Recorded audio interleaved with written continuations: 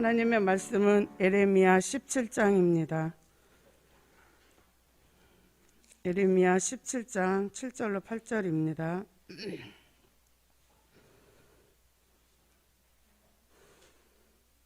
제가 봉독합니다.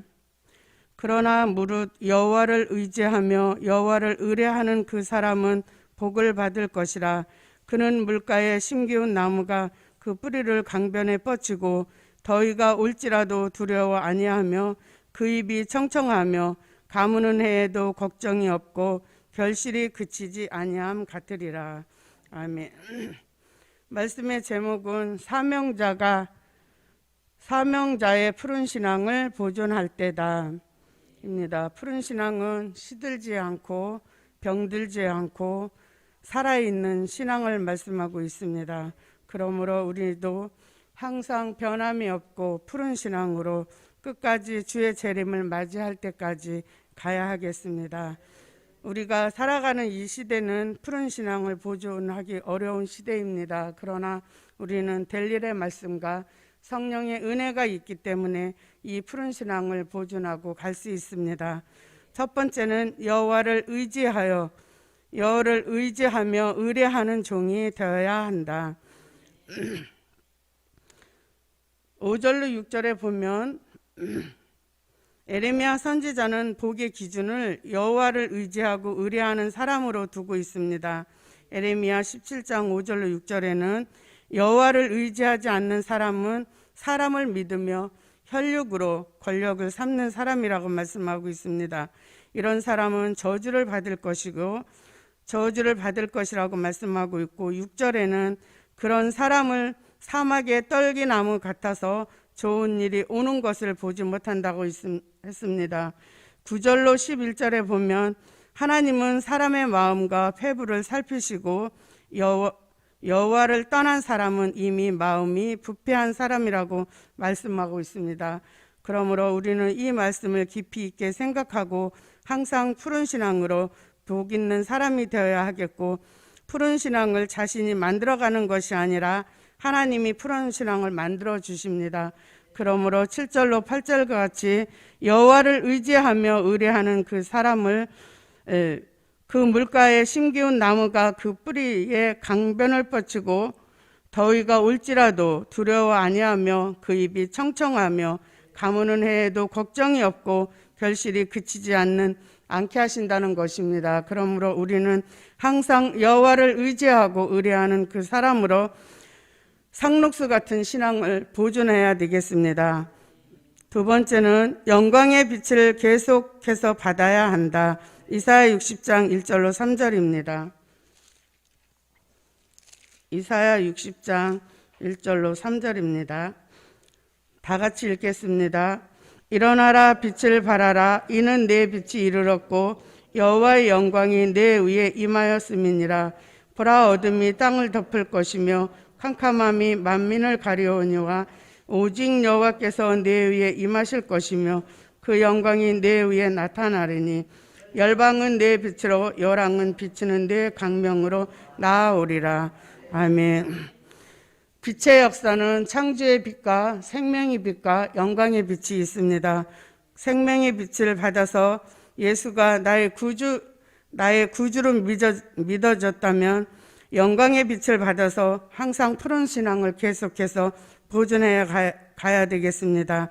영광의 빛을 비춰주는 것은 될 일의 말씀을 들을 때, 될 일의 말씀을 믿을 때, 될 일의 말씀을 전할 때 영광의 빛을 비춰주게 됩니다. 그러므로 이 시대는 계시록 9장 1절로 2절 같이 무정경으로부터 올라오는 흑암과 연기로 인해서 어두워지는 이때입니다. 60장 2절과 같이 어두움이 땅을 덮고 캄캄함이 만민을 가려울 때 슬기로운 다섯 처녀나 미련한 다섯 처녀가 기름과 등불을 준비하면서도 다 졸며 자고 있을 때에 우리는 항상 영광의 빛을 받아서 그 푸른 신앙을 보존해야 되겠습니다. 그러므로 우리는 영광의 빛을 이사야 2장 5절과 같이 야곱 족수가 우리가 여호와의 빛에 행하자 이렇게 말씀하고 있고, 미가서 7장 7절로 8절에도 어두운 데 앉아 있을지라도 여호와께서 빛을 비춰 주시게 됩니다.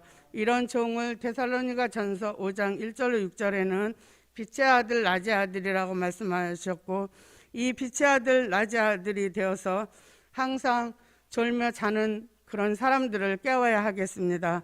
항상 영광의 빛을 받아서 있는 곳이 밝아지고 가는 곳이 밝아지고 만나는 사람들이 모두 다 밝아져서 주의 재림을 맞이할 수 있는 저와 여러분이 되어야 하겠습니다. 그러므로 우리는 항상 영광의 빛을 받은 종으로서 항상 푸른 신앙이 되어야 하고, 또 본이 되고 향기 나는 저와 여러분이 되어서 사람을 살리는 종으로 쓰임을 받을 수 있도록 역사하여 주시기를 기도하시기를 바랍니다. 세 번째는 이슬과 단비를 계속해서 받아야 된다. 미가서 5장 7절로 9절입니다.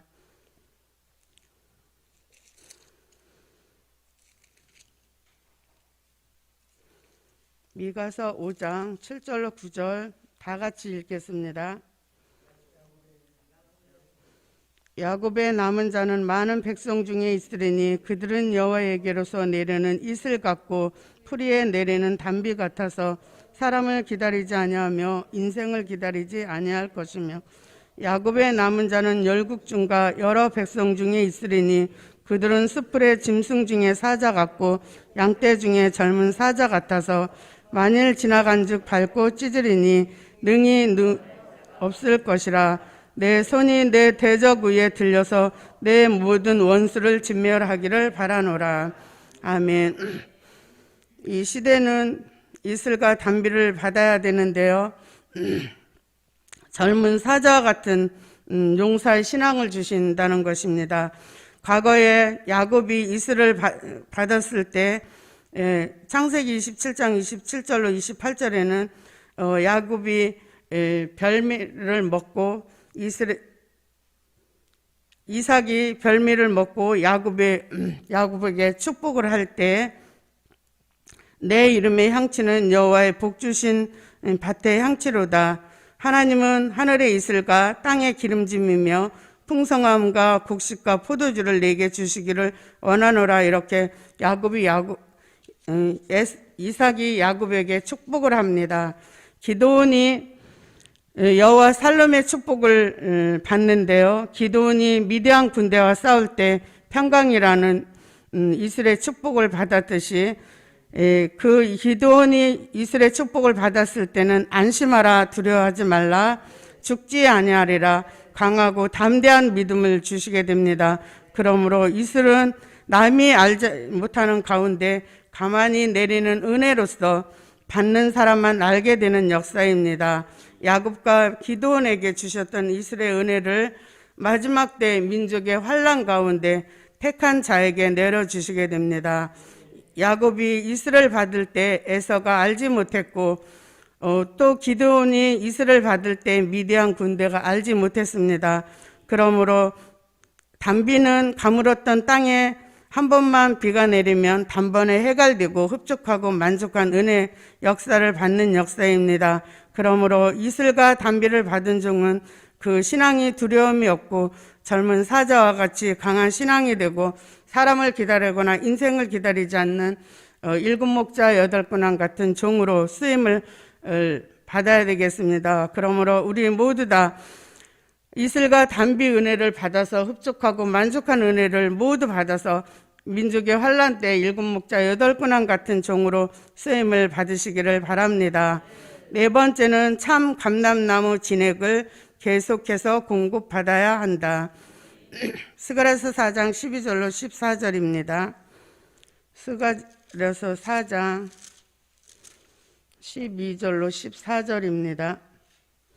다 같이 읽겠습니다. 다시 그에게 물어 가로되 금기름을 흘러내는 두 금관 옆에 있는 이 감람나무 두 가지는 무슨 뜻이니까?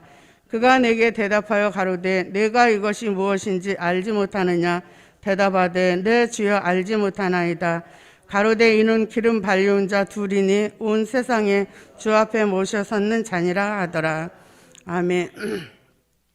로마서 11장 17절에는 참 감람나무 대신 예수님에게 돌 감람나무의 이방인 우리가 접붙임을 받아서 참 감람나무의 진액을 받아서 하나님의 아들 예수님이 나의 구주로 믿어지는 역사입니다. 기독교의 역사상 감람나무의 진액은 2번이 있는데요. 참 감람나무 진액을 받아 접붙임을 받는 것은 1차 감람나무 진액이라고 하고, 1차 감람나무 진액은 예수님의 십자가 보혈의 능력이라고 말씀하고 있습니다. 이 역사는 예수님이 나의 구주로 믿어지게 하는 역사이고, 스가랴서 4장 12절로 14절에는 금기름을 받는 역사입니다. 2차 감람나무 진액을 받는 역사로서 2차 감람나무 진액은 열매 맺게 하시려고 금기름을 부어주심으로 주 앞에 모셔 설 때까지 변함없게 하신다는 역사입니다. 그래서 금기름을 머리에 부어주시는 역사는 참 감람나무 진액을 계속 공급받아서 항상 푸른 신앙으로 보존해야 하겠고, 금기름을 부어주시면 하나님이 주님이 오시는 그날까지 항상 푸른 신앙으로 변함없게 하십니다. 5번째는 작은 책을 꿀같이 계속 먹어야 한다. 계시록 10장 8절로 11절입니다. 계시록 10장 8절로 11절입니다. 다 같이 읽겠습니다.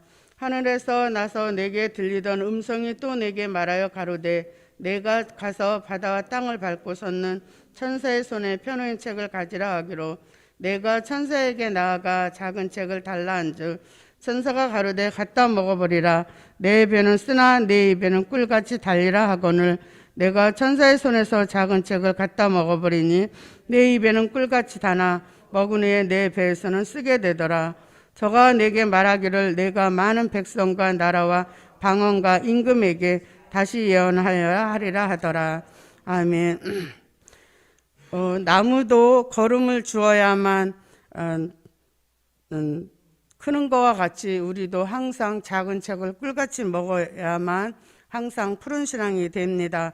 델릴의 말씀을 우리는 지금 현재 먹고 있고, 그 작은 책을 환난 시대에도 꿀같이 먹게 하시는 하나님의 역사를 우리는 은혜로 계속 받고 있습니다. 그러므로 작은 책을 꿀같이 먹는 종은 입에서는 달고 배에서는 쓰게 되는 역사가 있을지라도 작은 책을 꿀같이 먹게 되어서 주의 재림을 맞이하는 종이 공중에서 주의 재림을 맞이하게 됩니다. 그 3년 반 동안 공중에서 머물러 있다가 시온산에 강림하게 되어서